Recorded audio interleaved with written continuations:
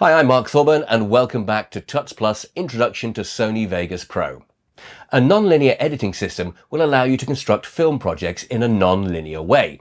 That is, you can start at the middle and jump to the beginning and then to the end, or edit in any other way you wish. The editing is non-linear.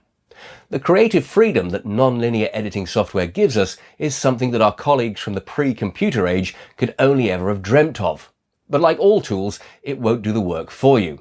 It will help you to do the work more swiftly and open up thousands of options, but it will always be the creative mind that makes the thousands of editing decisions that truly create the finished article.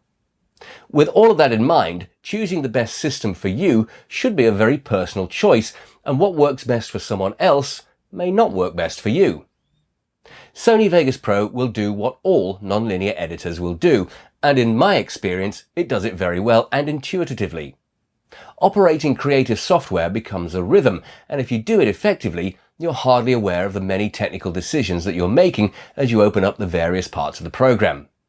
Like being a proficient driver, once you get the hang of it, you're barely aware that you're doing it. This is a great position to be in creatively because it means you can concentrate on what you want to do and less on how you're going to do it. Sony Vegas Pro can be less intimidating than some professional software, and from the start, most people should be able to operate its basic functions without too much worry. Then over time, as you become more proficient, you can dig deeper to get more complicated projects produced. I'm Mark Thorburn, and this has been an introduction to Sony Vegas Pro. Thanks for watching.